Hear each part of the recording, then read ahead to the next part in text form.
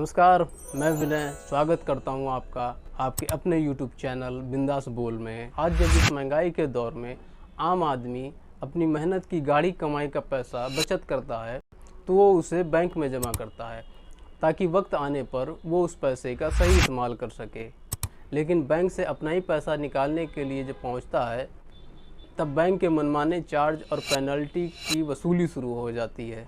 Branch से पैसा निकालना हो या ATM से, चेक से पैसा निकालना हो या ऑनलाइन ट्रांजैक्शन करना हो, अपने ही पैसे से अपना ही काम करने के लिए आपसे एक तय सीमा के बाद तरह तरह के सर्विस चार्ज वाली कैंची से आपकी जेब काटी जाती है। हालत ये है कि जितना पैसा विजय माल्या, नीरव मोदी, मेहुल चौकसी पर बैंकों ने डुबाया है उससे ज़्यादा तो बैंकों ने हमसे सर्विस चार्ज और पेनल्टी के नाम पर वसूल लिया है। तो आज आपको समझना होगा कि कैसे सरकार और बैंक मिल करके आपकी और हमारी मेहनत की कमाई पर डाका डालने का काम कर रही हैं। पूरे भारत में 12 सरकारी बैंक, 22 प्राइवेट बैंक और 44 विदेशी बैंक में भारत के कुल नागरिकों का 235 करोड़ खाते हैं जिनमें वो अपनी बचत का पैसा रखते हैं। अपने ही बैंक खाते से अपना ही पैसा ATM से बैंक ट्रांजैक्शन के बाद निकाला तो चार्ज भरो।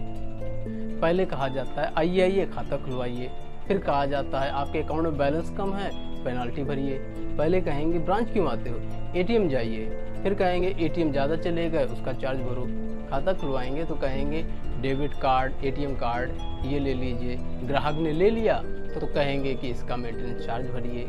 ग्राहक से कहेंगे ऑनलाइन ट्रांजैक्शन कीजिए, अगर आपने ऑनलाइन ट्रांजैक्शन किया तो कहेंगे उसका भी चार्ज भरिए। पहले बैंक सुरक्षा के नाम पर SMS अलर्ट देंगे, फिर SMS पर भी चार्ज वसूल लेंगे। लॉकर खुलवाते वक्त आपका स्वागत करेंगे, फिर तय सीमा के बाद लॉकर देखने गए तो उसका चार्ज वसूल लेंगे। पहली चेकबुक फ्री देंगे, फिर चेकबुक के हर एक पन्ने का चार्ज वसूल लेंगे। अब 1 जनवरी से अपने ही बैंक के ATM से अपना ही पैसा निकालने या ATM से जुड़े काम, अपनी स्टेटमेंट निकालना, बैलेंस चेक करना या पिन बदलना का काम 1 माह में 5 बार से ज़्यादा किया तो 21 रुपये का प्रति ट्रांजैक्शन चार्ज आपसे वसूला जाएगा। जबकि दूसरे ATM पर 3 बार वाली मुफ्त सीमा के बाद ट्रांजैक्शन किया तो इसी साल 1 अगस्त से 17 रुपये बैंक आपके काटेगी। अगर उसी 3 बार वाली सीमा के बाद बैलेंस देखा या मिनी स्टेटमेंट निकालने जैसा कोई काम किया तो 6 रुपये का चार्ज अब 1 अगस्त से होगा।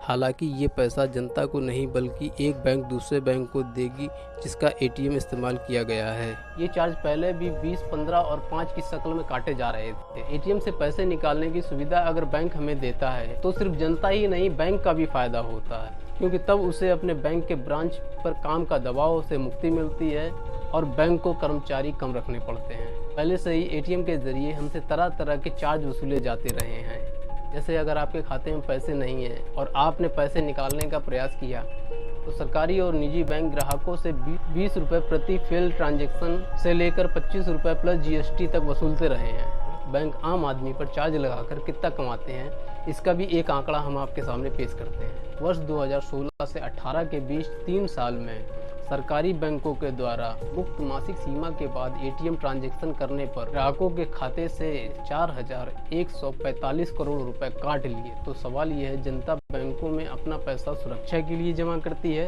कि बैंकों को पैसा जनता का बंधक बना करके उगाही करने की छूट देने के लिए देती है?